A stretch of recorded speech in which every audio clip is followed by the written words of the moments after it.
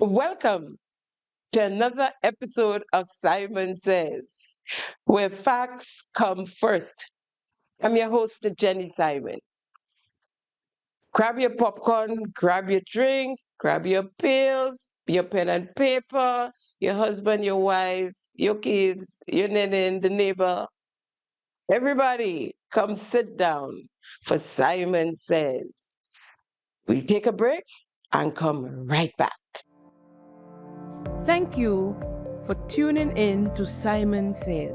To ensure that you never miss an episode, click subscribe and make sure to turn on the notifications by clicking on the notification bell icon.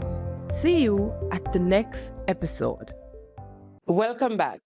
First, let me apologize for last week's abrupt ending. So much for you guys.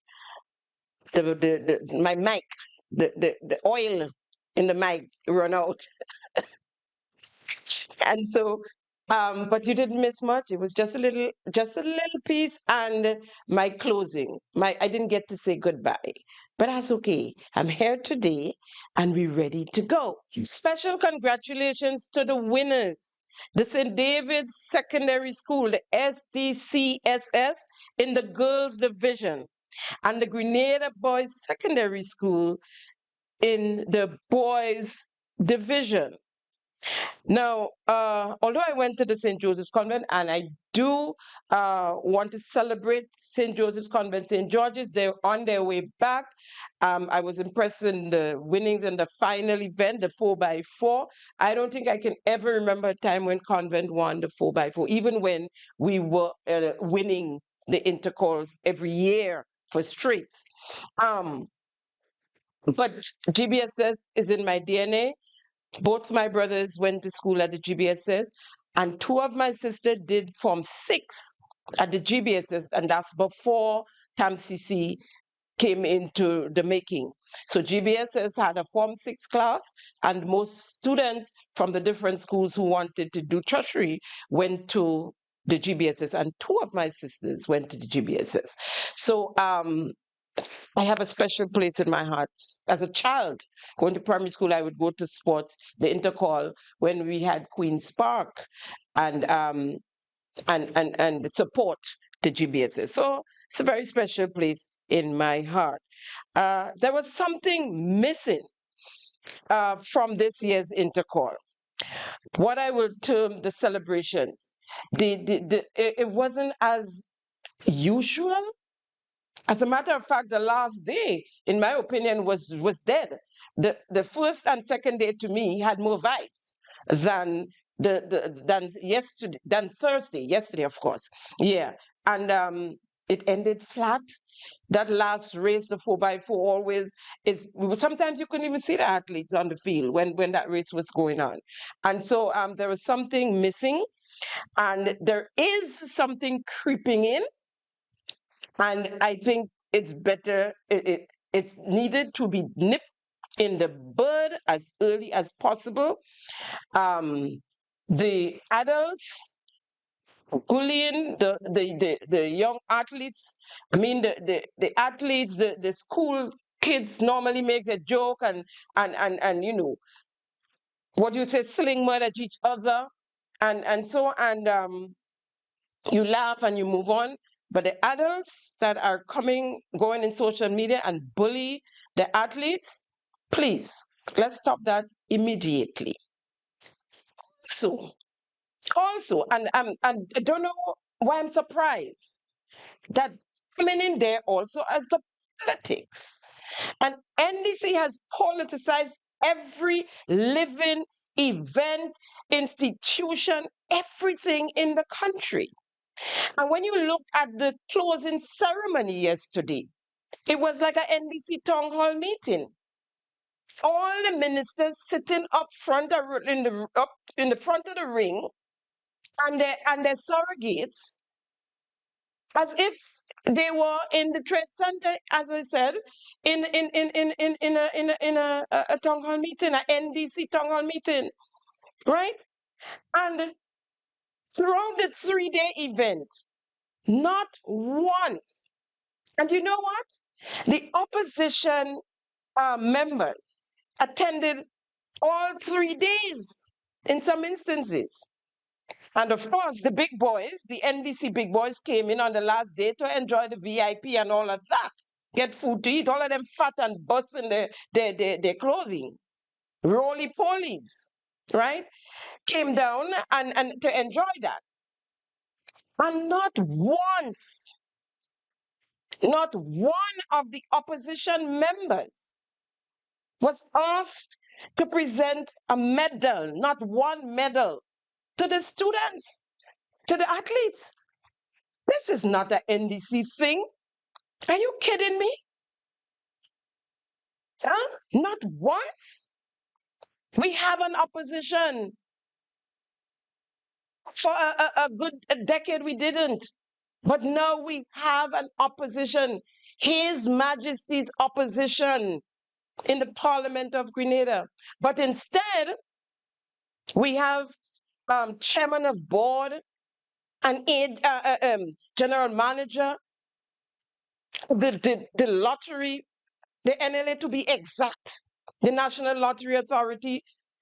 These two crooked people, these two people that has been using the NLA funds, and I could say it, stealing, because if you write in checks to yourself, and that is stealing the monies of the NLA. So we put these two big people, big thieves, to give out medals, to hang medals around. What are we saying? That it's okay? What William Batiste and Cindy Henry is doing in the lottery authority, are we saying it's okay? No other sponsors had the chairman of their board and their general manager there giving out medals. Well, except for Wagiti, of course. None. Right? They have marketing managers and people within that division in their workplace, representatives handing out the awards to the students. And then they're sitting there amongst the cabinet ministers, one big family. And I'm speaking of William Batiste and Cindy Henry, sitting amongst the cabinet ministers, front line, grinning and having a good time. What are we encouraging as a people? I just thought I had to mention this, take up some of my time, but it's worth it because we have to get rid of the corruption. We have to stamp out the blatant corruption that's taking place within our institutions in this country. Hopefully it go with the NDC when they leave at the end of this term. Hopefully. Moving right along. Take a deep breath. Now, the strategy Prime Minister Deacon Mitchell used to facilitate corruption and to manipulate the cabinet, if he had applied just a little bit, a wee bit of that strategy towards the governance of Grenada, we would be in a much better place today. Mere weeks after coming into office, Prime Minister Deacon Mitchell gave his cabinet a $2,000 raise. And within months of that, 6 months later, they got another raise of $5,000. Added to that, if you're an MP, a $10,000 constitution allowance. And then in the 2025 budget, there was an allocation for MPs for a vehicle. They called it strengthening parliamentary representation. Mr. Speaker, our government remains committed to strengthening parliamentary representation and ensuring that all members of parliament are equipped to serve their constituents effectively. The goal is to provide adequate resources over time, including establishment of state-owned parliamentary offices in each constituency, providing a permanent and accessible space for constituents to engage with the elected representatives. To this end, in 2025, each constituency, as far as practicable, will be outfitted with a suitable vehicle to facilitate greater mobility and outreach, ensuring that the needs of every community are met with efficiency and care. Efforts will be made to secure hybrids and electric vehicles consistent with government policy of greening the transport sector. Now, first of all, we're speaking of members, MPs, and representatives that the constituents are complaining of not seeing, period, and driving past with their windows up. They all have big fancy vehicles now, very expensive, fancy vehicles. Is it that their vehicles are too fancy for the campaign and that we need to give them new vehicles for the campaign and that we need to hire 2 more boys in each constituency? We need to give jobs coming down to the end, more people need to be collecting, right?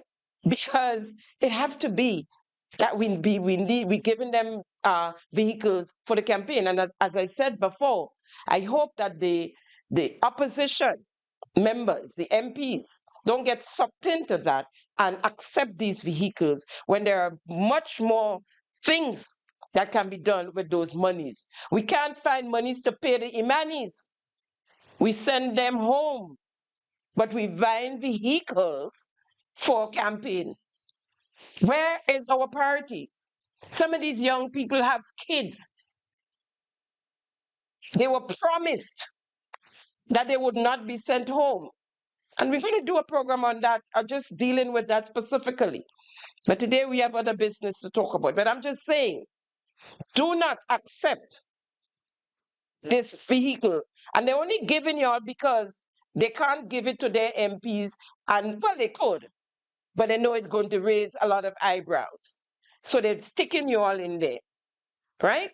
Don't take it. Leave them, let them take their cars and do what they want. Do not accept it. Now, this is the reason given by Prime Minister Deacon Mitchell for these raise of salaries to his cabinet members without they even, their feet just got wet, barely. And they not knowing if they would perform. And to date, they have not been performing. And so they just got a raise. But then this is why, as according to the Prime Minister, they got the raise. Salaries in my view are woefully inadequate. And what that means is that you almost create a situation where people are vulnerable. And therefore, you find a situation where the corruption and so on could happen easily. Because if you're going to give persons a very demanding job to do, and there's no doubt that being a government minister or an MP is a demanding job, and then the state provides little or no or very inadequate resources to allow them to do that job, then you're almost facilitating the process where people are going to be weak, be vulnerable, and they find themselves making decisions that they should not do. However, if you create an environment where persons are paid well, they're given the resources, then you certainly would be minimizing the risk of corruption. And if it does happen, then there certainly should be dire consequences for them because they would have no excuses. Did he say minimizing the risk of corruption? And if it doesn't happen, there should be dire consequences. Well, it obviously did not minimize the risk of corruption. And there are no dire consequences. Case in point, the minister for MIT, there is so much corruption surrounding this guy. And if you ask me, he's been promoted. Dire consequences, Mr. Prime Minister. And that raise is just a means of manipulating these guys. So they sit there now, some of them who have never had jobs, never had jobs. Others who barely made it, making it like me, right? And so one or two, and I would practically say one, Minister Cornwall, who was an agent, he is an agent for the CBI agent and held a lucrative job before coming into office. Other than that, but now they're going home with a bag of money for doing nothing because you're running all the ministries, you and Andy, right? They sit down there and be manipulated and say nothing. And so they continue to be abused and mistreated, maligned in silence. They were called hungry mouth and beggy. If you're hungry mouth, if you beggy, you could come and be parliamentarian. All kind of people come by you because they know you're hungry mouth. So you see, Mr. Speaker, you're a doctor, you're a professional. That's the point. Because you and I are professionals, we can serve and people can't buy us. Yes, indeed. But ministers of government sitting in your cabinet are being bought daily. They're being bought. And what? Nothing happened. Nothing happened. Indeed, they are hungry mouth and beggy, according to you. I could only go by what you say. You know them best. You said they're the best group of people you work with. The making of the Ministry of MIT and putting Andy to man it was intentional and masterful. Putting a corrupt accountant to man the Ministry of Corruption. In other words, putting cat to watch cheese. When I heard the Prime Minister in an interview on Boss FM referring to Minister Andy Williams as one who gave up his personal business and sacrificed his life to serve, blatantly lying to the public again, I was astonished. Let's hear Prime Minister Deacon Mitchell. I say those things to say, when I got into public service, I did so simply to try and help and to serve. And I think for most of the persons who sit in the cabinet, that's their motive. Same thing for MP Williams. He had his business, right? He walked away from his business, personal sacrifice to himself to essentially serve his people. There's no benefit in it for him other than the salary that is inconsequential. And that salary often goes right back into helping people, because when people ask you to buy a cylinder of gas or help them with this or help them with a medical bill, whatever you have, you try and help. So you've heard those utterances coming from the Prime Minister's mouth. He says salaries inconsequential. Are you kidding me? Some of these guys, as I said, had no salaries. Most of them had no salaries, never had a day job in their lives before coming into office. Never. And people must know that. Never had a day job before coming into office in a cabinet to run this country. Never. Right? First of all, even before the elections, Hotspot went bankrupt.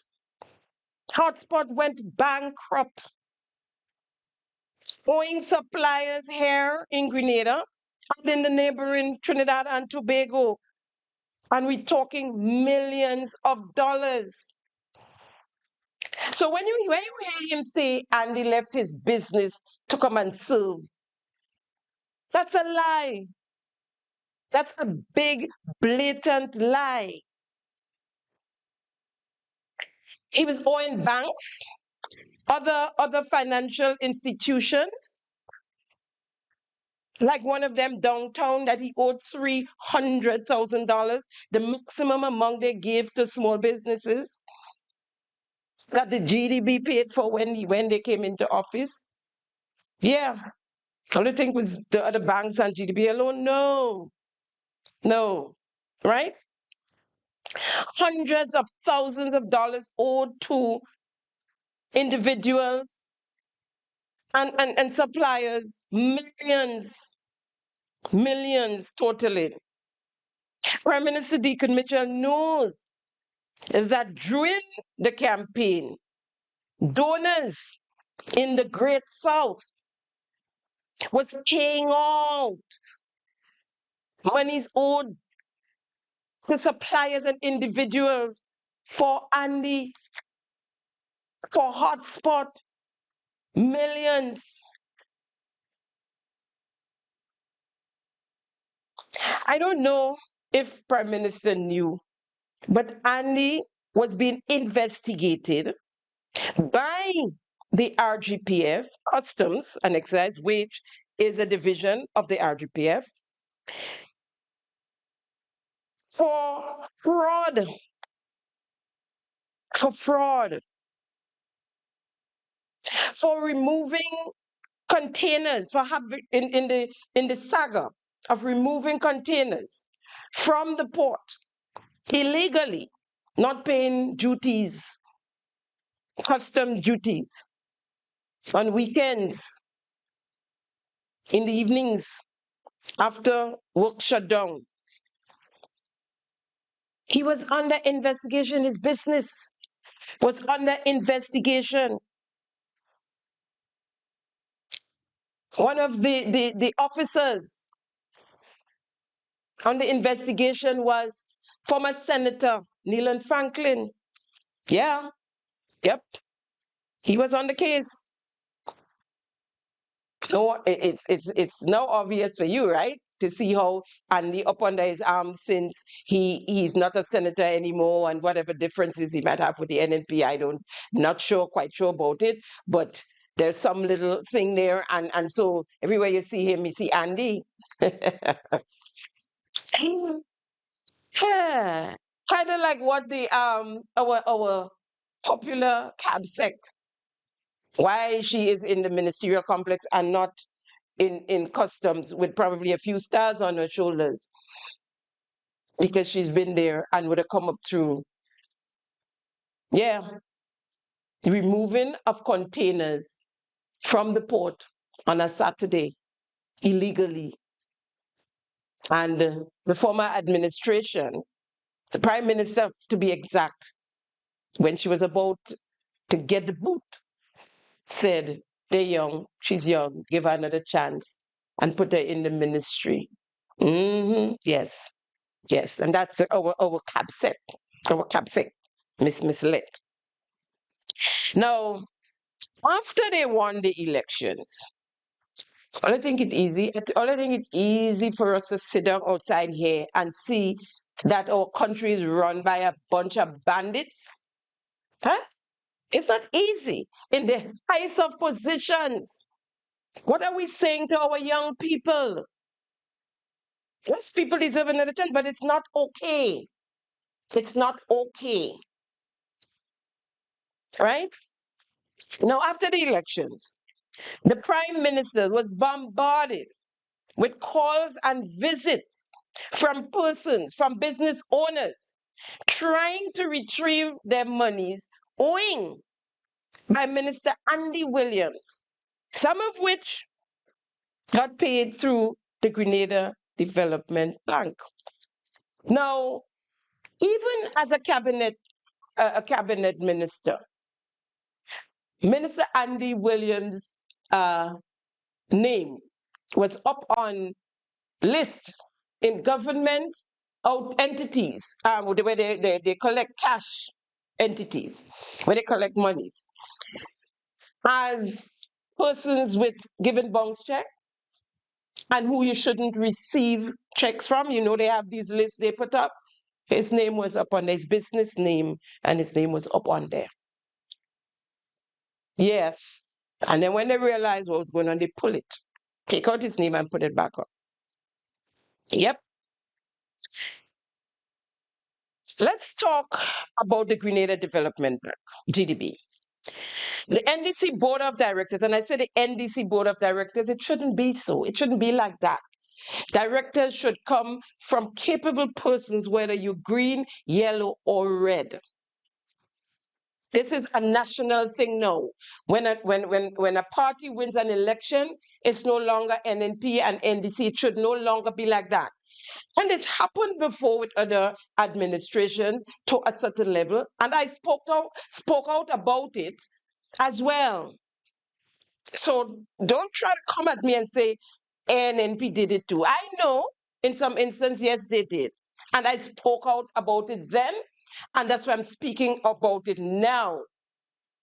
Right? And it is the worst it could ever be now after promises of removing nepotism, corruption, victimization by this NDC administration that's in office now. Over and over and over in their campaign. Right? So don't bother waste your time to come after me and tell me it happened before. Yes, I know. Yes. So the GDB, and as I said, the NDC GDB, because it's just an NDC, but we have members of the NDC party executive on there. As a matter of fact, the chairman of the board is the NDC treasurer and has been ever since NDC came into office for all 3 or 4 years. Because depending on when because the first convention they held was in 2022, October 2022. So they've had three more. They've missed 1 year and had 3 conventions since. She is a treasurer of the NDC and has been, as I said, the treasurer since 2022. She was part of the Nation Builders package. She is advisor to the Prime Minister and the government of Grenada, and a member of the first cabinet. She is a special envoy and advisor for development and investment in the office of the Prime Minister. Ironically, she is a CBI agent. CBI investment, right? She's an agent, and so she is the ambassador for development and investment, or they call it special envoy, right? She sells passport, basically. She's an agent selling passport. She was in charge of the CES program and on several other boards. She's part of the Prime Minister's travel entourage. Now, in entering office, 6 months after, to be exact, the GDB board, with Ms. Andrea St. Bernard as chair, gave Andy Williams, or should I say Minister Andy Williams, a loan through the MSME program. That program was to facilitate small hotels coming out of the COVID pandemic to get back on their feet. Now, unless Minister Andy have an invisible hotel somewhere on island, or maybe it's over there on Fantasy Island, he was not to receive such a loan. 300,000. And that is also the maximum amount that was given out to these small hoteliers, right? In an interview, and we all heard Prime Minister Deacon Mitchell, when asked about ministers of his cabinet receiving loans from the Grenada Development Bank, which clearly goes against the act of the bank. Prime Minister Deacon Mitchell said, it's nothing wrong with it. Minister Andy Williams, and he singled out again Minister Andy Williams, is a citizen of this country and should be treated like all other citizens.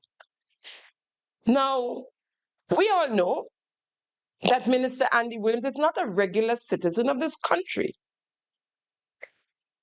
Why am I not asked to be acting prime minister when the prime minister travels? Why am I not driving in the 2 black vans? He is not a regular citizen. He is a member of the cabinet of the country and a member of the legislative of the country. He's in the parliament of this country. So he's not a regular citizen.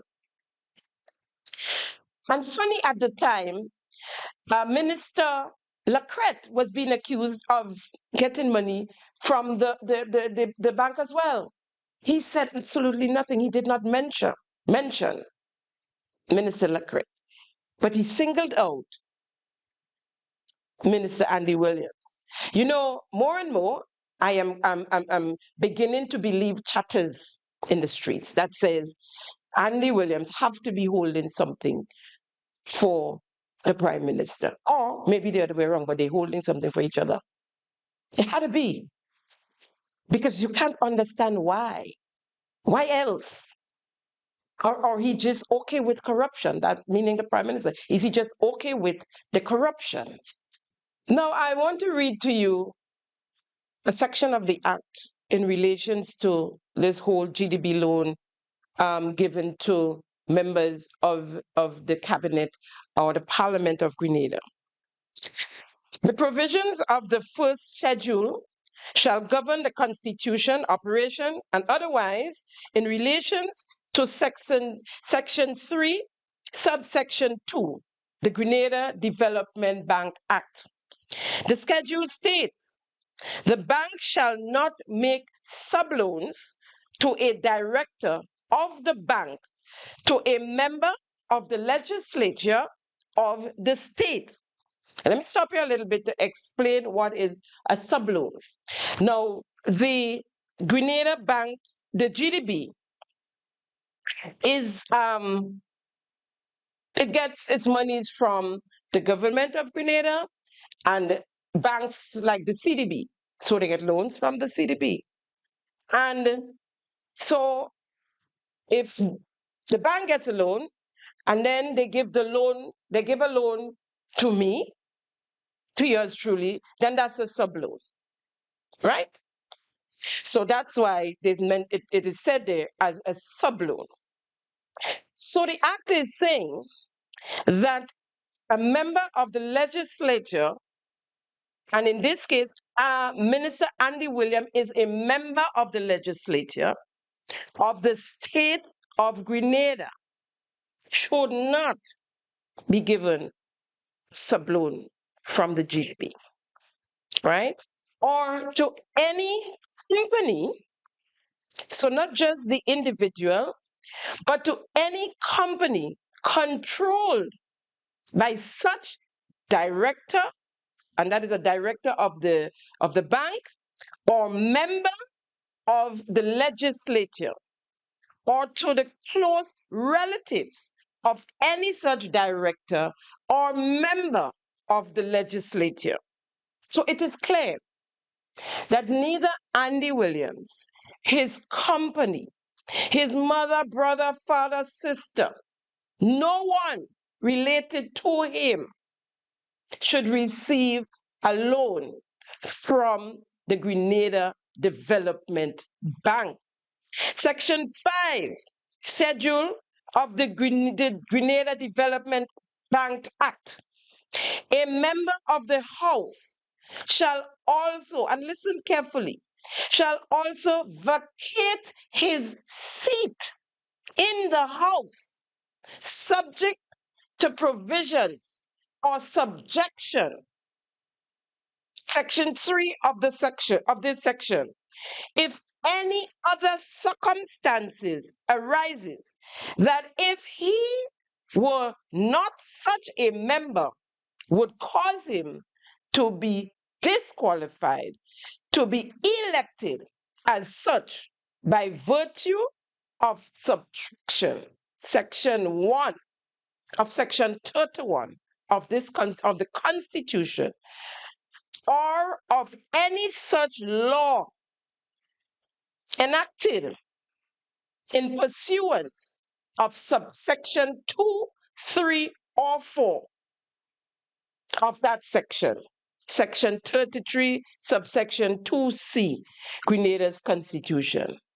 What the Constitution is saying is that if the circumstances outlined in the subsection exist, the representatives shall vacate his or her seat.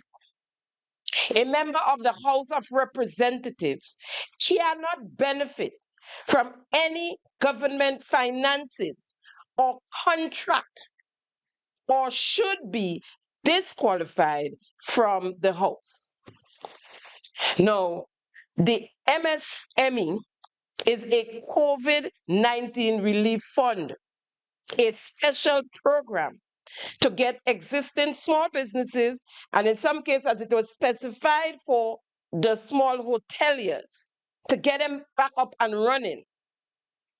And it was rolled out in July 2021.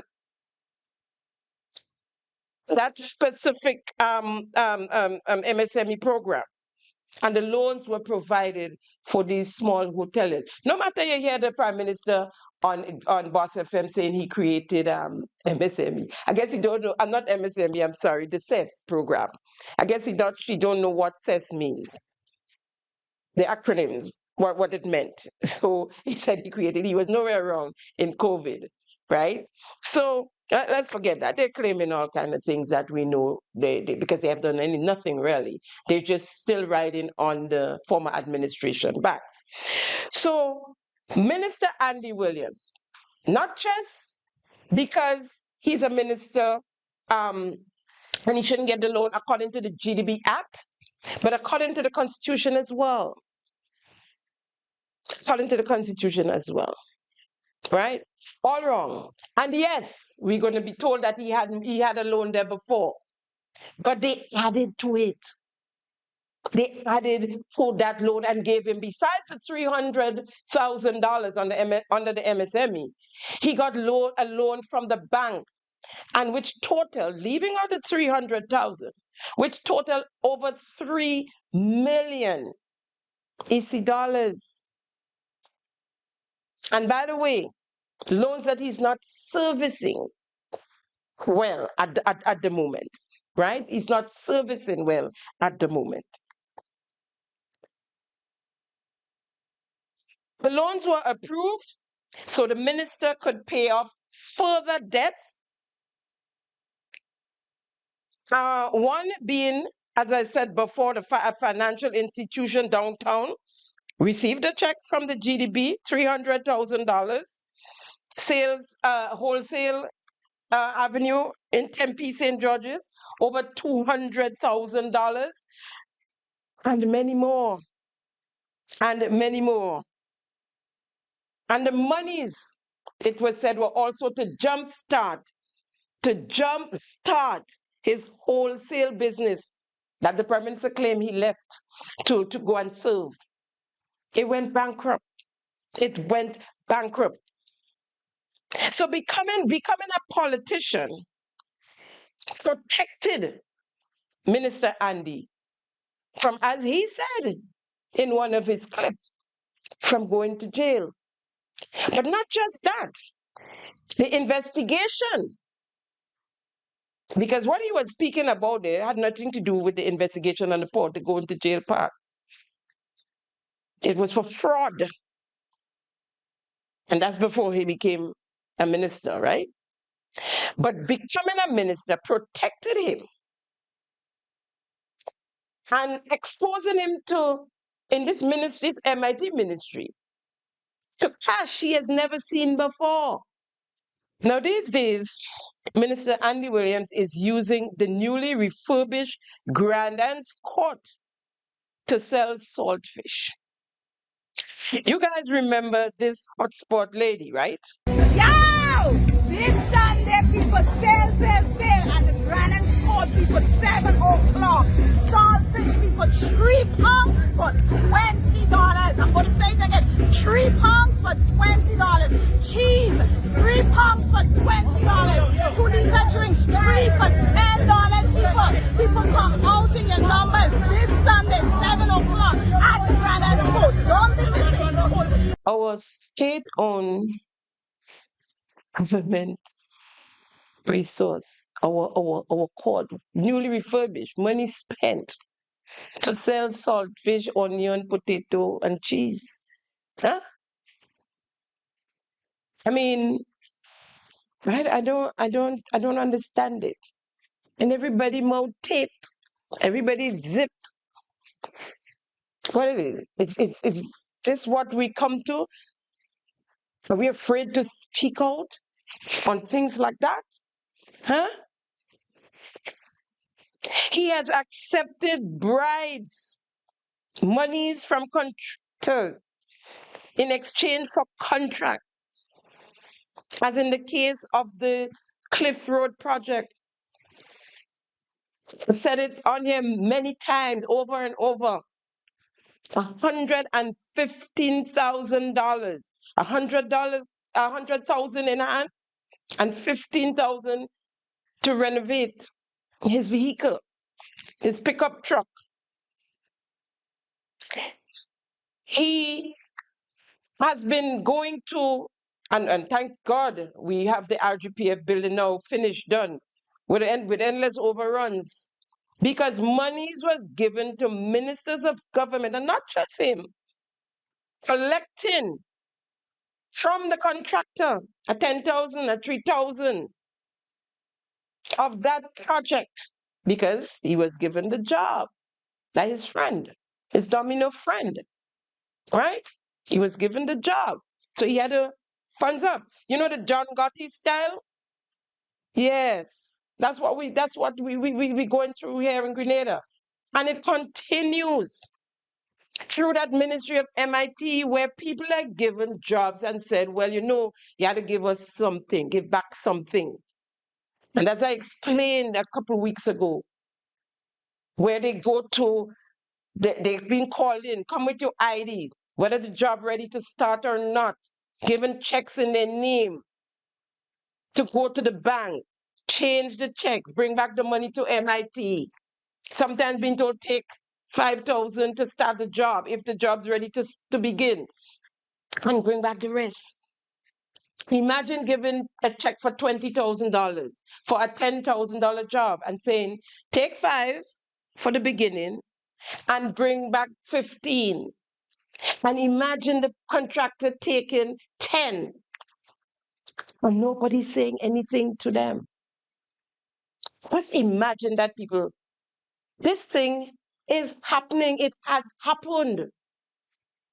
Imagine changing 2 checks, one of 15,000 and the other of 35,000, totaling 45,000. Being walked up to the Grenada Cooperative Bank by a worker from the Ministry of MIT. Just imagine that. Given the checks once you join the line, changing them. I guess after the individual took the 5 extra, they being protective. So walked the gentleman up there, gave him the check when he joined the envelope when he joined the line. He changed the 2 checks totaling $45,000 and gave it all right back to the member, the worker in that ministry, Miss Dawn Hosford it is. Gave it back to her because the jobs were not ready to start as yet. He eventually did the job for the $15,000. And imagine getting a $500 tip cash from a ministry. Imagine you give you in a ministry, you are given $15,000 cash, for a job. That was the contracted amount for 15,000. That was in the agreement for the dude doing the job. And you get $500 cash tip. Or was it hush money? Who, I mean, which ministry in which part of the world this happens? Yeah. He was given millions of dollars in the 2024 supplemental and overspent millions, right? He was given, let me pull up mustache here. You know I got mustache. I got it, right? In the 2024 supplemental, he was given $24.5 million. 8 million was for the rehabilitation and construction of small roads within the 6 parishes throughout Grenada, right? And then he got 1.5 million to clean up after burial. And then he got 15 million to build 200 homes. We ain't get the homes, we ain't get the roads. And first, let me say the 8 million of part of that also was to facilitate the completion of 26 houses and the completion of 15, the completion of 26 houses and the building of 15 new houses in St. Patrick, right? Nobody knows where these 26 houses that started. No one knows where they are, nor the 15. But he got that monies. And in this 2025 budget, they're telling us that the 8 million, he overspent, right? He actually spent $26.8 million. Remember, we have no idea where these houses are. The ones that he's supposed to complete and the ones he's supposed to start to build afresh, right? But he overspent 800,000, right? So 26.8, yes. He overspent. Folks, the actuals for the 2025, showing up in the 2025 budget is $36,026 that this man spent. Where? But then, of course, if you listen to what I just tell you, how cash is flowing through that ministry, you can understand why there are these actuals in millions, unaccounted for, millions unaccounted for. And then you say, oh, he gave up his business to come and serve. Yeah, he's coming to serve himself. He came, and like many of the others, I mean, he's the worst. But they came to serve themselves, their friends, and their families. One such person is that technocrat you have running through the ministries, running through the halls of the ministerial complex, Orlando Rumin. He is running a corrupt, illegal ministry, a ministry that never went through the proper channels, through the Parliament of Grenada, and is now running a cash and carry outlet through the Ministry of MIT. Where you ever hear where a government ministry paying out cash in thousands of dollars to service providers? Where? And why are contractors being called to the Ministry of MIT given checks in their name to change and giving back the money to the Ministry of MIT. And why are they being followed to the banks? And the individuals sitting and wait to collect the cash to take back to the ministry.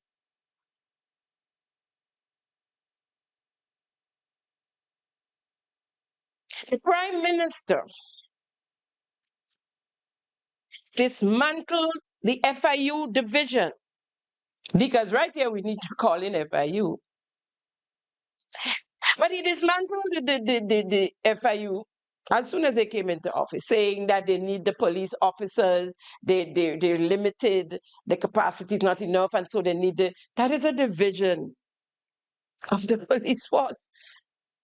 And so random people, friends of friends, are now running the FIU. Have you ever heard anything to do with FIU since this government been in and came into office 3 years ago?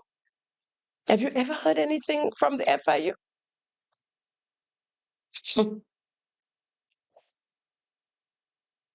With the amount of corruption taking place, and I'm talking financial corruption, taking place inside the cabinet, and with the Prime Minister turning a blind eye, it's called aiding and abetting. And as we would say, the upholder is worse than the thief. The placing of his nation builders' colleagues in strategic positions is masterful. William Batiste in the National Lottery Authority. We all know the corruption that's taking place within that entity by heart now. As we would say, we know it. We could recite it.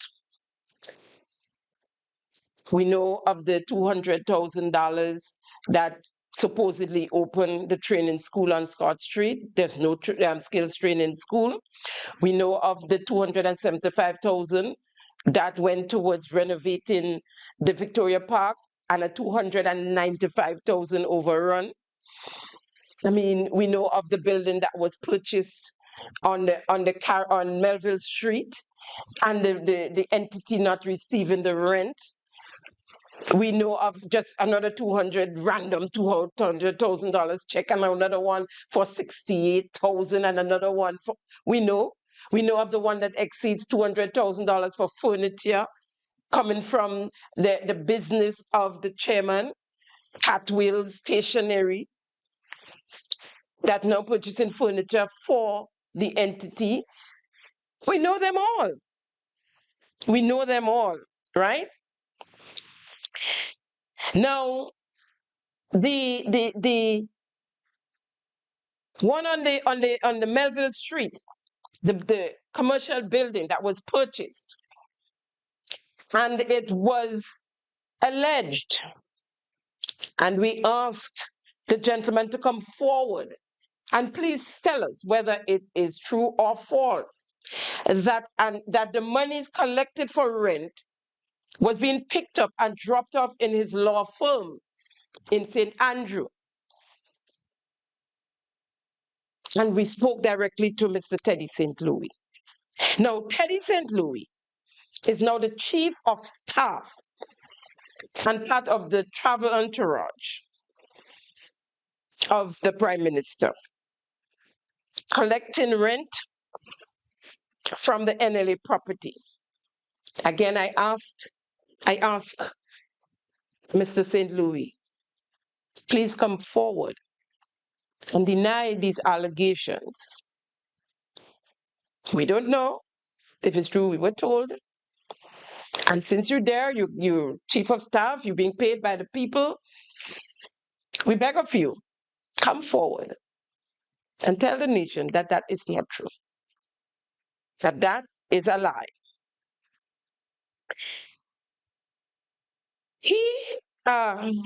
Mr. St. Louis,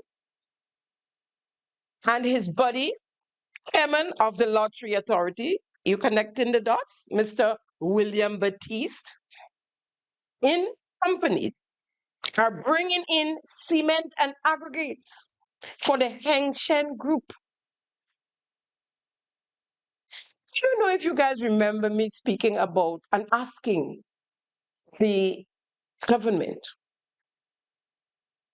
the cement that was being stored in Calais and aggregates. What was going on there? Who it belonged to? Who was bringing it in? Government minister was seen there, right? We got no answer, and then it disappeared. But what we understand, there were issues with the lands and another one of the other partners, and who pulled out, and so I think the property belonged to the other partner, and so now they're storing it elsewhere.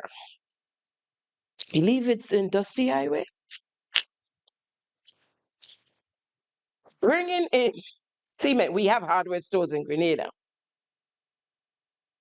Bringing in cement and aggregates. Mr. William Batiste and Mr. Teddy St. Louis in company. And while I'm in there, I want to ask who's bringing in the dirty white sugar that is in the supermarkets with all sorts of filth in it? Who's bringing in that for Grenada? I know it came through the marketing board before brought in sugar for the country. Please tell us. And who's doing it? But buy some better sugar. So buy some better sugar for us. Speaking of Henshin, in breaking news, the Henshin Group was suspended for 90 days whilst under investigation. Now here's the story, compliments GBN News. Effective March 18, 2025, all applications from Heng Sheng and Grenada National Resort have been suspended, including those currently under review by the Investment Migration Agency, Citizenship by Investment Committee, and Cabinet.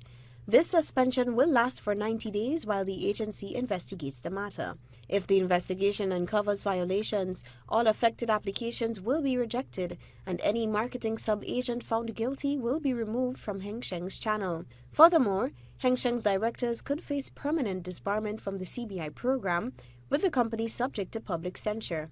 The IMA has warned that any future breaches may lead to a 120-day suspension of Heng Sheng's marketing license. A third violation could result in the revocation of its license and the decertification of the Grenada National Resort, the project in Lavera St. Patrick. The IMA promised the investigation is being conducted with urgency and gave its commitment to upholding the integrity of Grenada's CBI program.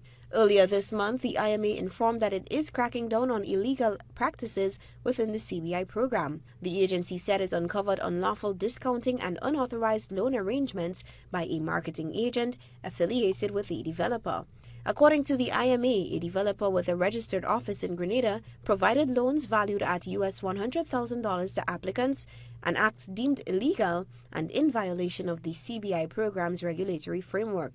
Investigations also revealed that several sub-agents were also involved in these activities, prompting stricter enforcement measures.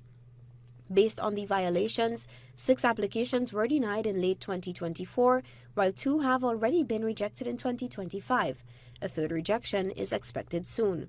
Additionally, the agency has begun revoking the citizenship of at least one approved applicant found to have benefited from discounted pricing. The Investment Migration Agency, IMA, better known as the CBI, Grenada, has announced disciplinary actions against the Singapore-based marketing agent Heng Sheng Grenada Development Pte Limited and its associated project, Grenada National Resort.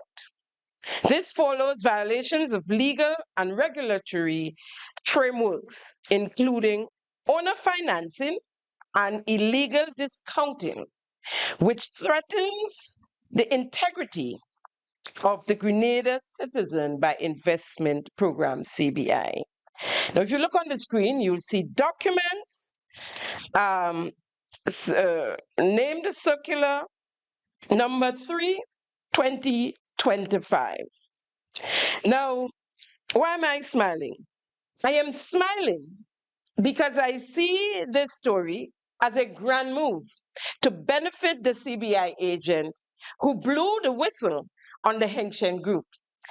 And for the benefit of us Grenadians, you and I, to whom this story was leaked, you might remember that Prime Minister Deacon Mitchell, on his way from China in January of 2025, when he was supposed to be in the UK, and when the people of Grenada was told and while we were told he was in the UK, he was in Dubai to attend the Heng Sheng event, that is the annual gala 2025. The Prime Minister, in his budget presentation, and that is his 2025 budget presentation, when he ambushed Minister Cornwall and took over the scene and locked down the budget. I think we easy. In his presentation, was pleased to announce one of his donors to his constituency of St. David as the Heng Sheng Group. Here we go. We also refurbished the Old West Store Community Center, and largely this was done through donations from the Heng Sheng Property Development Limited, which is the developer that's developing the Leverer project, and other donations by other supporters. So this was done with no government assistance whatsoever. But it is not the first community center that we've done in St. David's with no government assistance whatsoever. We completed the Barrett Community Center and the upgrade of the playing field with no government assistance. And so, Mr. Speaker, I want to emphasize that as MP, my job is to try and find resources wherever and whenever to support our residents in St. David's without necessarily drawing on the purse strings of the government of Grenada. And so I want to take the opportunity to thank the Heng Sheng Property Development Group. We take in the money wherever and whenever. By the way, isn't that considered bribery? Or was it just the 10,000 given to the chairman of the CBI, Richard Duncan, as a Christmas gift? Remember in 2022? Yeah, at the end of 2022, by the Mount Hatman developers, when he returned it. And he was praised nationally for his integrity. I mean, what is the difference there, really? And since then, we heard of gifts of golden shovels to several ministers of government, several members of cabinet. 28,000 USD, I believe, it was valued at. Checks was given to members of parliament from the Heng Sheng group, the two constituency in St. Patrick, to buy gifts for the kids. Checks in large amounts, right? I am guessing it all depends on who is giving the gifts and who is receiving the gifts. Yeah? And in those cases, integrity goes out the window.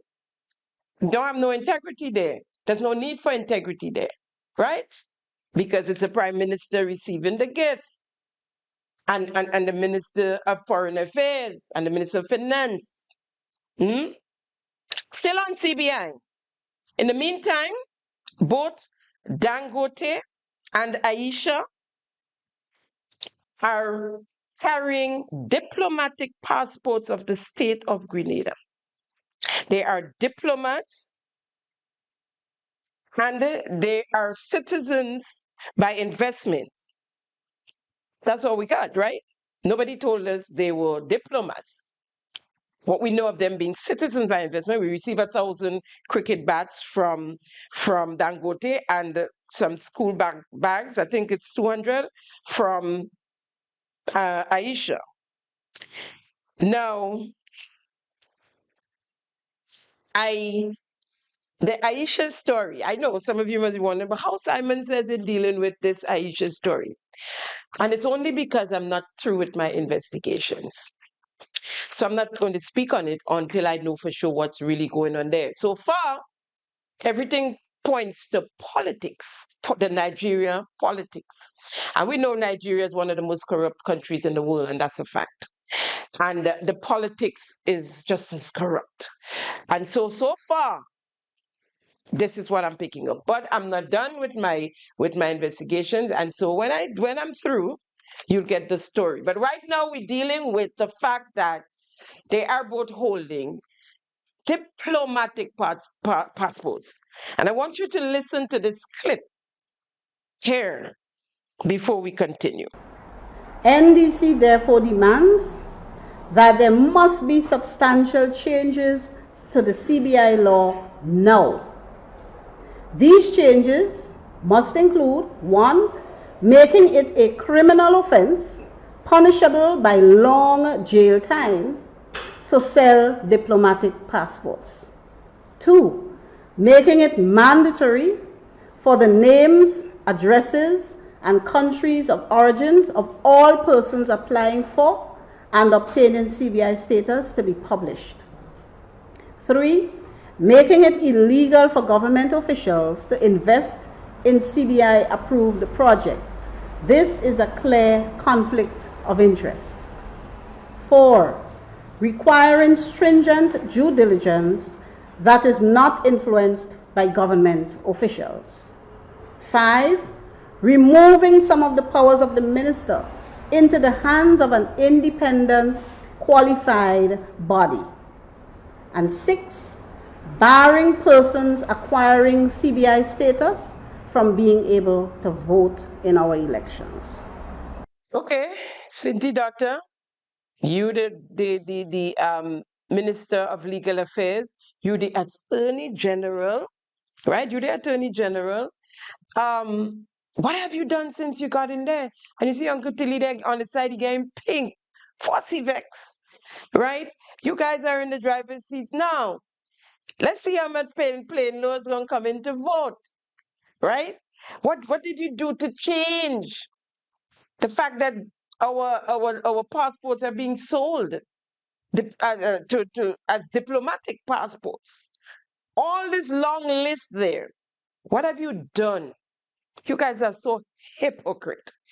What have you done to fix that? Huh? Because you're enjoying it now, the benefits of it now. All of y'all have businesses, everybody on different people name. I understand a particular minister is going through hell now because he put his security company and his truck on the name of one of his workers. And the worker knew where he was stashing the money in his office. The money is given for the government of Grenada. When he gets it and he don't want to give it to the government, he hiding it in the office. Word is, his driver got wind of it and went with some. So he fired the driver. But that driver is the name in the registry on the security firm that the minister owns. And the vehicle that he bought is also on the driver's name. And the driver gone with it. Can't say nothing. He could quarrel, he talking behind the scenes to other NDC people. The driver dig out on him. It has more so to come, you know. It has more so to come. Because all of them are security firm and all kind of businesses, and they putting it on other people's name because they don't want us to find out. Security firms galore. It is alleged even the Attorney General has security firm. We go find out. We go find out. Orlando Romaine, he's one for the books. Ain't no joke about that. Another well-placed nation builder. Masterful, masterful. Orlando Romaine is the deputy PRO of the National Democratic Congress, NDC, after holding the position of PRO for 3 years, from October 2021 to March the 2nd, 2025. And after complaints from NDC members and supporters that he's not doing the job, they make as if, and they make him step down to deputy PRO, but he got to be on the inside, and they would run as PRO. Rubber stamp. Rubber stamp. He is advisor to the Prime Minister and government of Grenada on ICT and creative affairs, and special envoy, ambassador to the creative economy and ICT. I never hear different names so for ambassadors. Anything to give a nation builder a bag of money. He is the managing director of GIS and the person in charge of the creative desk. He is the creative director, or was the creative director, of the National Organizing Committee, the NOC, for the Golden Jubilee celebrations. He was the project coordinator and the creative director of the 50th anniversary theme song, and the designer of the $50 note and the artwork there, everything. The $50 note that was supposed to be sold for $80 and is everywhere. Anywhere you go, you can get a $50 note now. And we have not seen allocation for the $50 note in the 2025 estimates, but they did a report on the money spent. Here is a clip from the $50 note.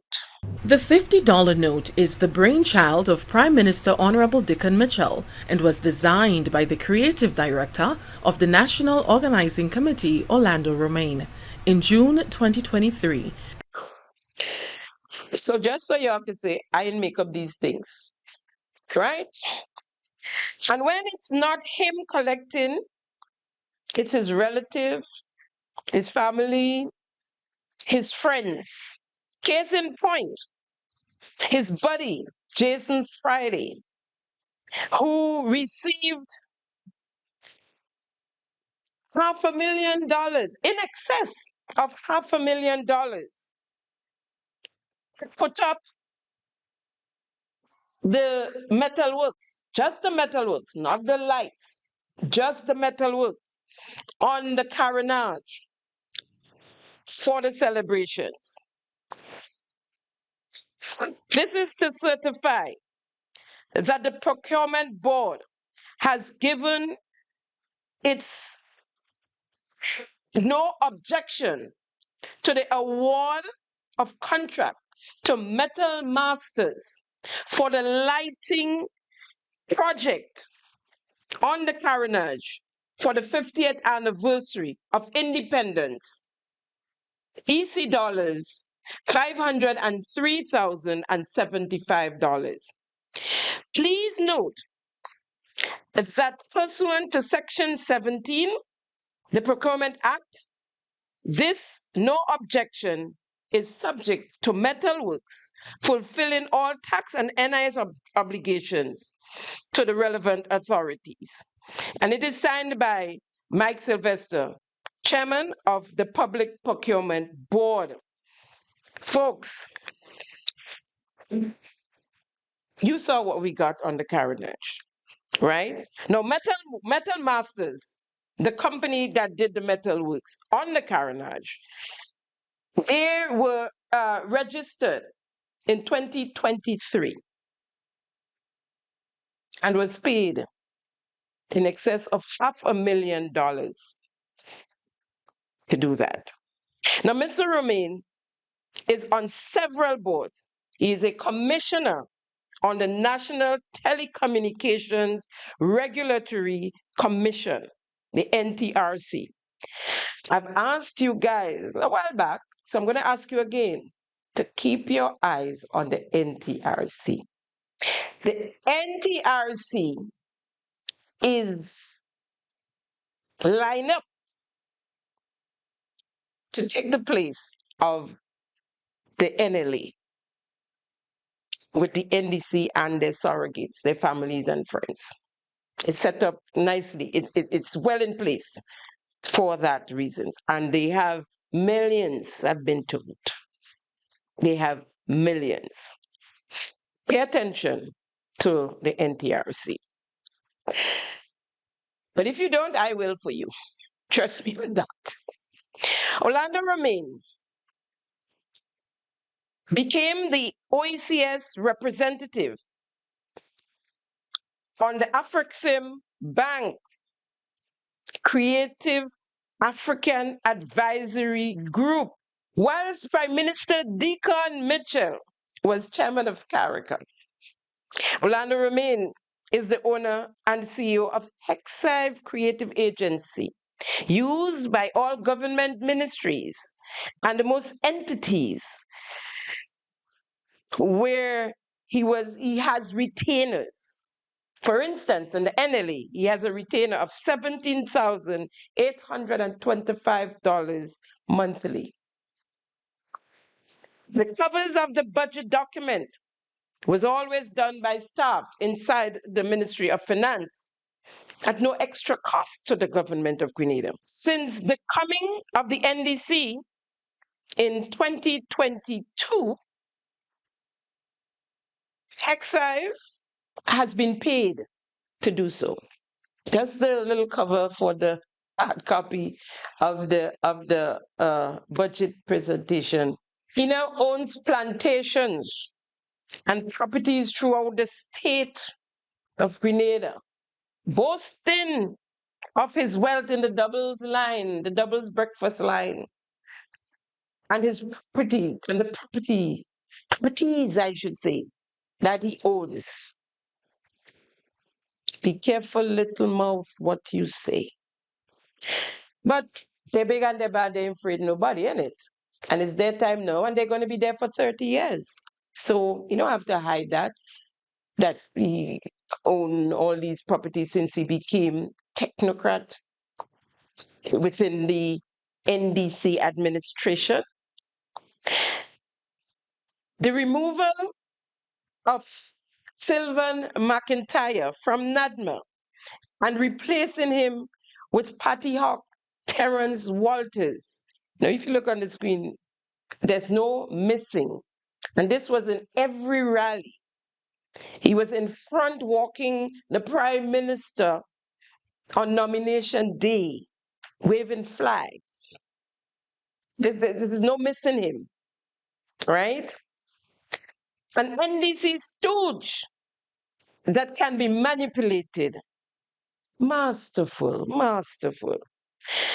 The NADMA storage in Mongeloo is filled from wall to wall, from ceiling to floor, with relief supplies that are not being released and distributed to the Hurricane Beryl affected citizens. Crates of supplies from the USAID, cases of water, drinking water, which is much needed in Carriacou and Petit Martinique. We all know that Carriacou and Petit Martinique has water crisis, drinking and otherwise. Just by the way of announcement, NADMA is now operating as a statutory body from April the 1st, 2025. And no, that's not a tomfoolery joke. That is for real. We were not told officially, but it is. The people of Carriacou and the Petit Martinique are asking the whereabouts of the 21 containers of relief supplies and equipment donated by the Kingdom of Saudi Arabia. Here's a news clipping. His Excellency Abdullah Mohammed Al Sani, Ambassador to the Kingdom of Saudi Arabia to the Bolivarian Republic of Venezuela traveled to Grenada this week to deliver a gift of 21 containers of relief items. The relief supplies, which includes chainsaws, diesel generators, rechargeable flashlights, first aid and hygiene kits, and emergency shelter materials, among other items, have an estimated value of 5.3 million EC dollars. The donation was handed over to Prime Minister Honorable Deacon Mitchell during a ceremony on Monday at the Port Authority Welcome Center. We are honored to be here today providing humanitarian aid to Grenada through the King Salman Humanitarian Aid and Relief Center. After the recent destruction left by the Hurricane Beryl, a reminder of the change our world is facing. This humanitarian aid seeks to bring relief in the most urgent areas to help strengthen the ties that unite both countries and benefits the quality of life of the people in Grenada. Prime Minister Deacon Mitchell, in expressing appreciation, assured His Excellency Abdullah Mohammed Al Sani that this aid will go a long way in advancing the recovery efforts on the sister isles following the devastation caused by Hurricane Beryl. And I highlight this event because it demonstrates the commitment of the Kingdom of Saudi Arabia to fostering deeper bilateral and multilateral relations with CARICOM and with the Caribbean. And so it comes as no surprise to me that the Kingdom would have reached out to provide support to Grenada and St. Vincent and the Grenadines in our time of need. Minister for Foreign Affairs Joseph Andel said the Kingdom of Saudi Arabia, through the King Salman Relief Center, has extended a hand to Grenada at this time when such generosity is significantly impactful. He said the donation is not just an act of giving, but rather an affirmation of humanity's capacity to look beyond borders. This aid will not sit in warehouses or be hidden away behind bureaucracy. Instead, it will find its way into the hands of those whose lives will be made better by this effort. It is a tangible gesture of care that resonates far beyond immediate need. What we witness today is not charity in the traditional sense. It is a message, a declaration that in a world often wounded by differences, there is still room for cooperation grounded in empathy and respect. Compliments GBN News. But Mr. Andel, Minister Andel, if it will not sit in warehouses, where are they? 21 containers. The people of Carriacou and Petit-Martinique have not seen zit. And they're asking. It was in the news. Now, I have a question for you guys. The equipment used by the Ministry of Agriculture to open that equipment farm for the farmers, where did you all get the equipment from?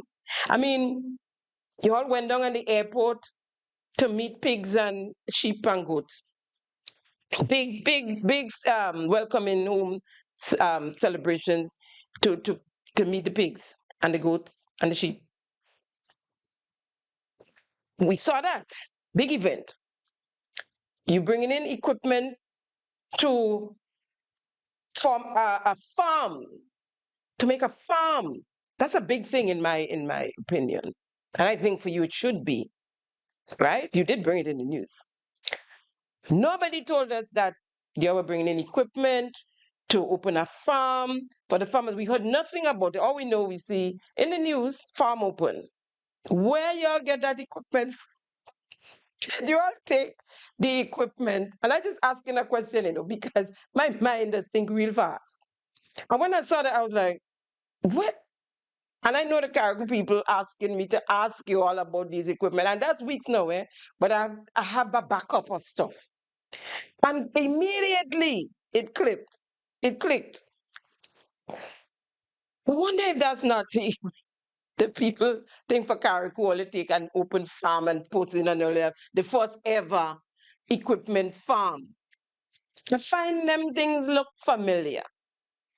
I, I, I can't believe. Don't tell me that's what all you did, Needless to say, there are persons who still would like to borrow a chainsaw to cut stuff that fell in their lands. Farmers in Carriacou, they still would need a chainsaw.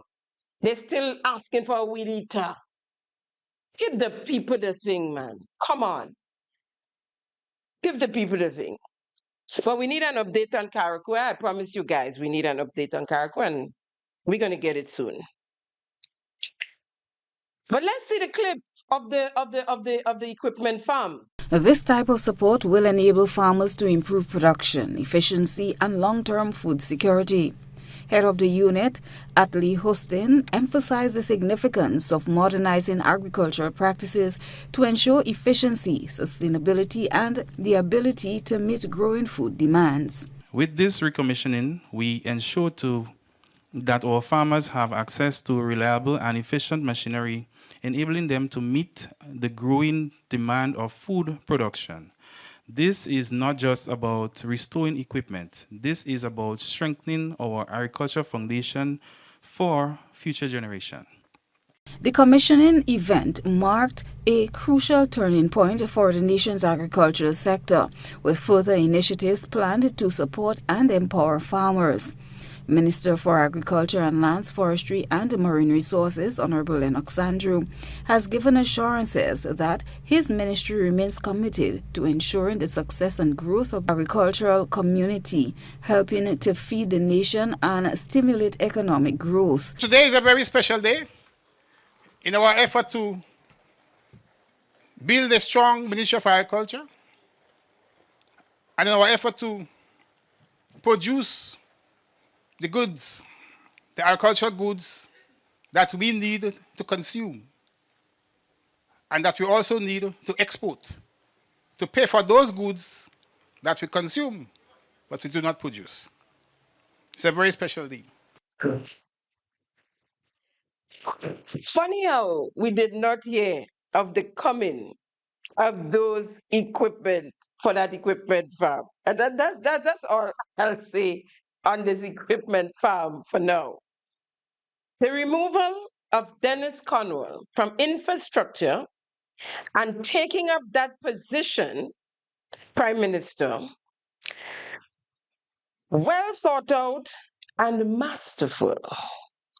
Now, Andy Williams holds the portfolio of infrastructure as well. True Blue Road project mashup. Floods after a cup of water of rainfall. Citizens crying out in the news now. I'm talking about True Blue, citizens of True Blue.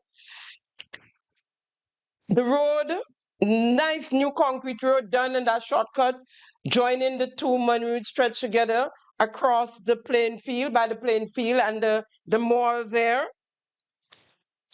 Not done properly.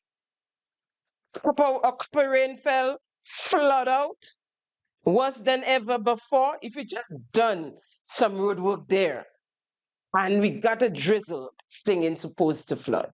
What happened? Drainage? What is the story? Who's doing the work? Who is overlooking? Who is overseeing? Is the CTO? Who's doing these things? True Blue Road needs an overhaul. You know what I heard? The contractor for True Blue Road saying the reason why they have the problems is because he was given the job to do resurfacing and not reconstructing. Now, as a cosmetologist, when someone comes to me to get a haircut and their hair needs perming, I am not going to cut their hair without it being permanent, especially if they have the amount of new growth they have, but it needs permanent, so there's new growth. Plain talk. I'm not cutting. I'm saying to them, you need a perm before I can cut your hair. If they don't want a permit or they don't have the money to do so, then you'll come back to do so. I am not going to cut your hair, and it needs perming. My measurements would not be proper because natural hair shrinks. All of that. And I am the one that would look silly if I try to cut somebody's hair like that. When you go there, somebody say, well, who do you that? Oh, no, it wouldn't be. It would not hear Jenny name attached to that. Now, if you get a job and you know that if you do that job as is, this would be the result. Why would you though? Why would you? And now come and say the reason why the road having issues, the lumps and the bumps, the digging up, the cracking up, the sinkholes, is because you did a resurface. So you resurface the road, knowing, oh, come on here now. As my friend here, and now, as a friend of mine, come on now. No. So that is a load of BS. That is a load of BS. The Cliff Road project is a disaster. Look like we in this for the long haul. Well, the Prime Minister did in fact say, and I don't understand why he's getting all upset with the contractor and threatening them and all that sort of thing now.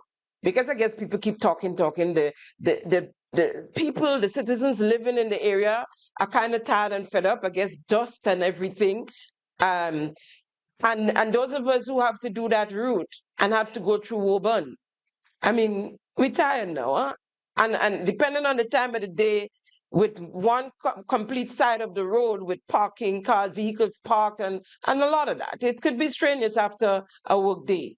It's either that or we go all the way through St. George's and go over Manjulu and come around. So it's rough. It's really rough. So I can understand him pretending to get vexed. But he did tell us that the project is going to end at the end of 2025. The Woburn Cliff Road work is also continuing there, and we expect that by the end of 2025, the road there will be completed. So what's the grand move really about? It's all of you and you better get it done, or you're going to face the consequences and all of that. What's the grand move? You have to stop the grand move, Mr. Prime Minister. You have to stop the grand move. The firing of Jonathan LaCret as a practicing Christian who stood for something, who was not prepared to turn a blind eye to the in-house corruption taking place within the government and inside the cabinet of Grenada. To be more exact, the burial relief funds and items and the NLA, the National Lottery Authority, where the minister, Senator Jonathan LaCret, was the line minister and the minister with responsibility for the NLA. Masterful. His removal, masterful. Now, after Minister LaCret voiced his concerns on the corruption in the NLA, firing Mr. William Batiste on the spot. Now, this corruption thing was going on, and we spoke about it, and it was ignored. And then there was a reshuffle. And that's when Ron Redded, who was the minister responsible for the NLA, was fired. And Minister LaCret was put in that position as Minister for Youth and Sports, where the NLA falls under the Ministry of Sports. And incoming Minister LaCret decided to investigate.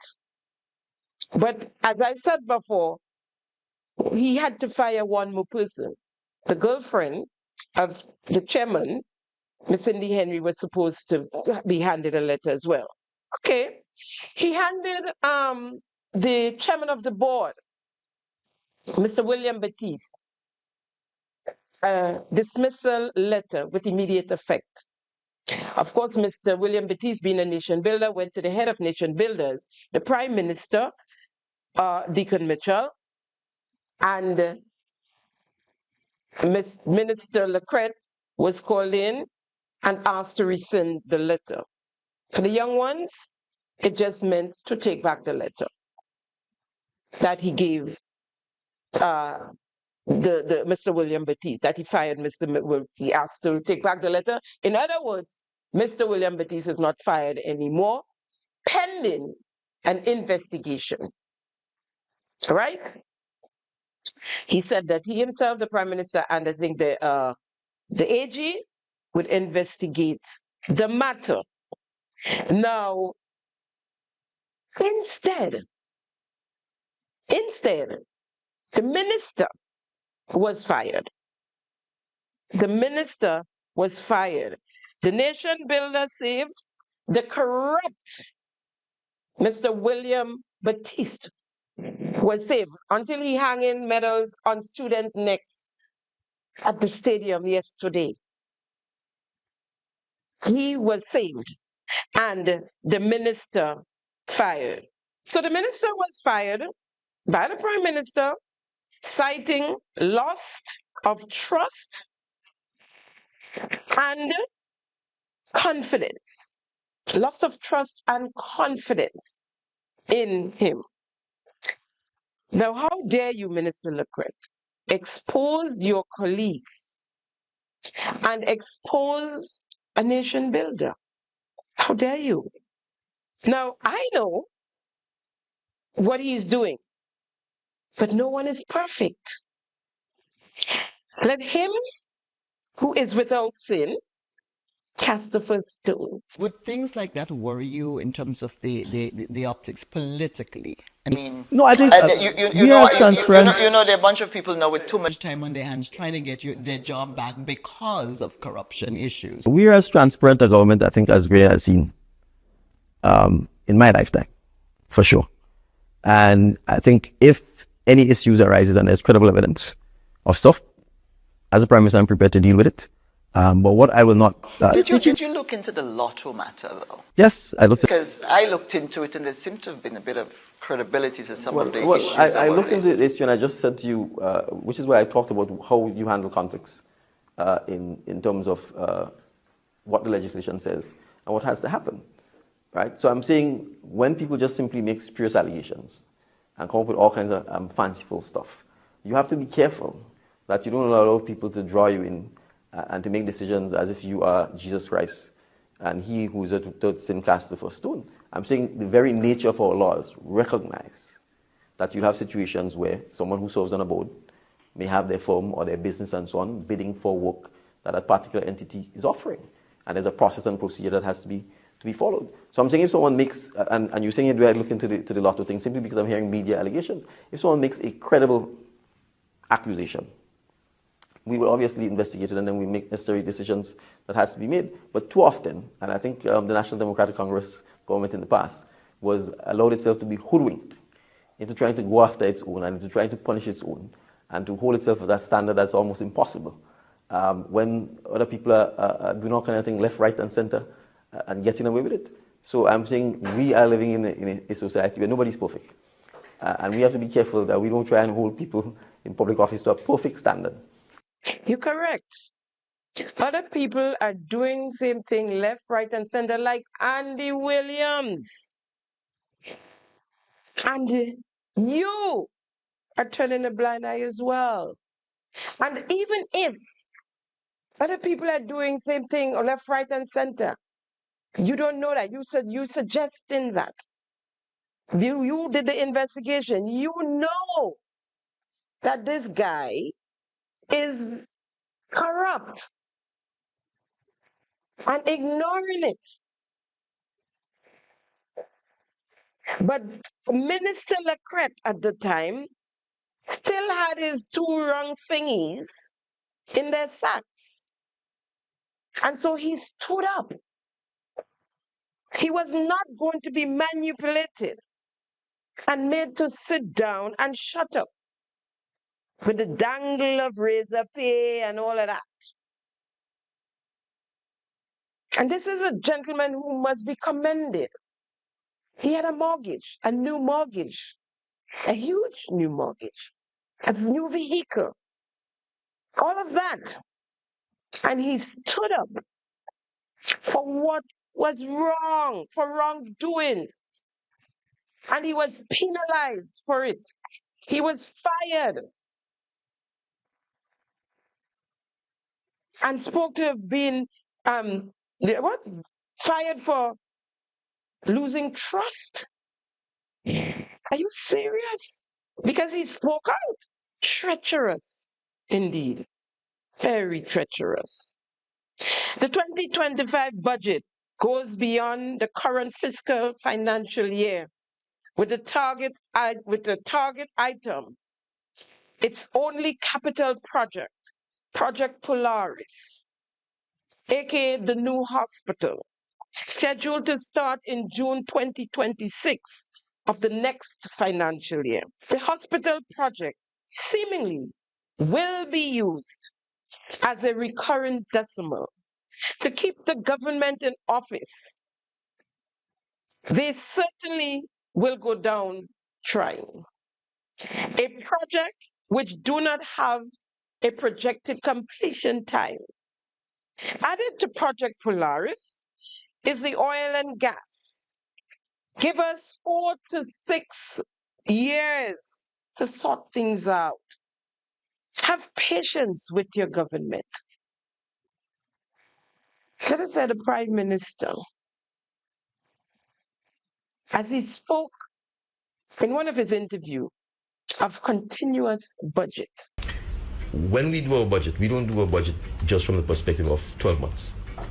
We do the budget from the 12-month perspective, yes, because the law requires it, but we also do it from a medium to long-term perspective. So you would see that every year we are going to build on things. So if we take education. It's called continuous budget, okay? We're building on it. So we're building on the hospital project now. It's continuous. It's going to continue till 2025. Okay? Y'all get familiar with the new terms.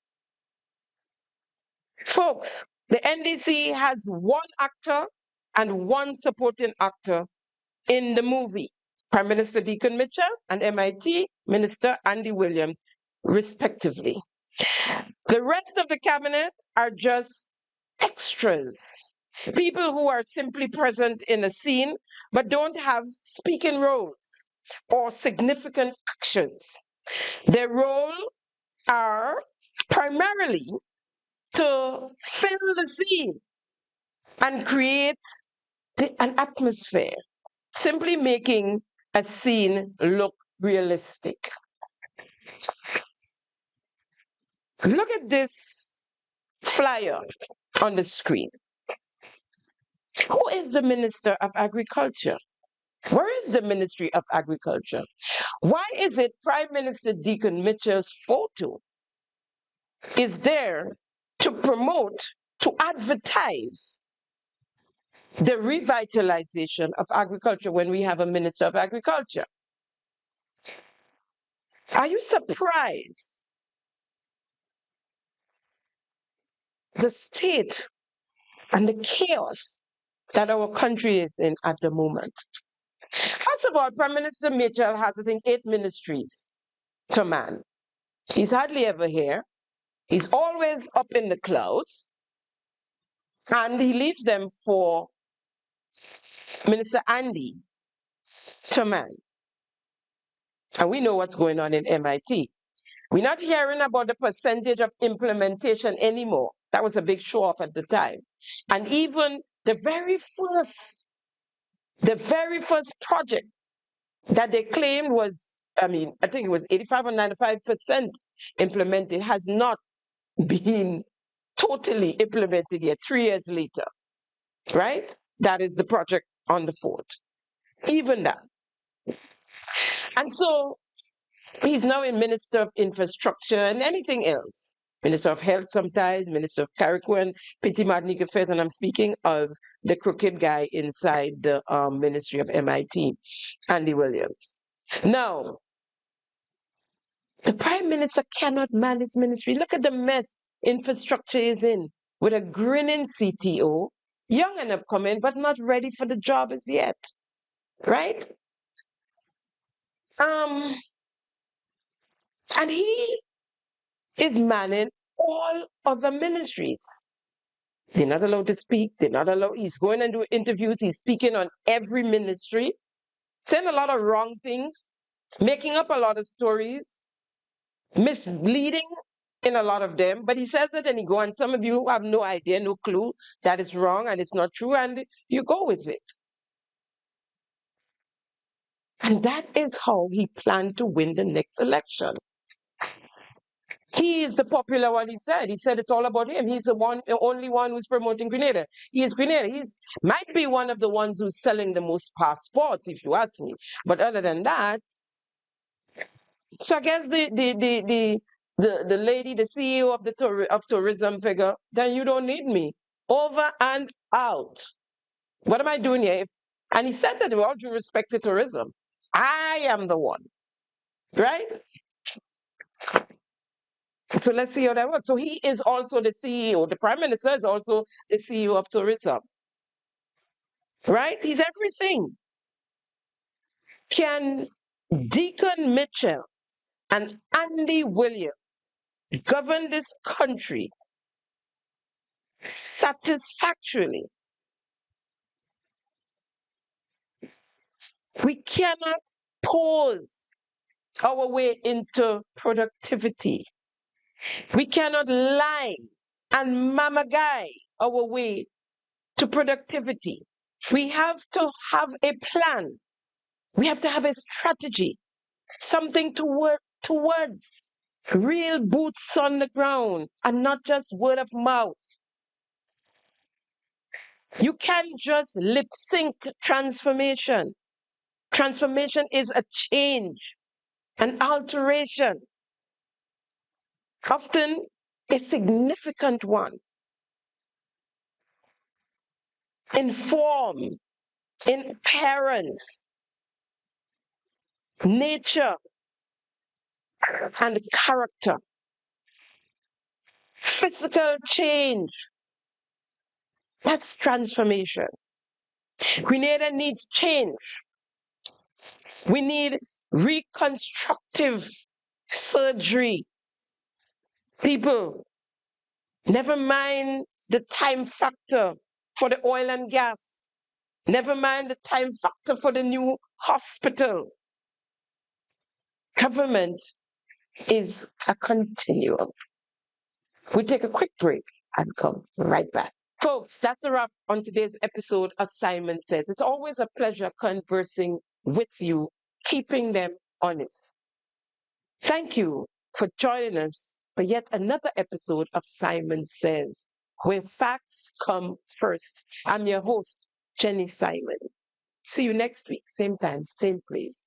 Bye now. Thank you for tuning in to Simon Says.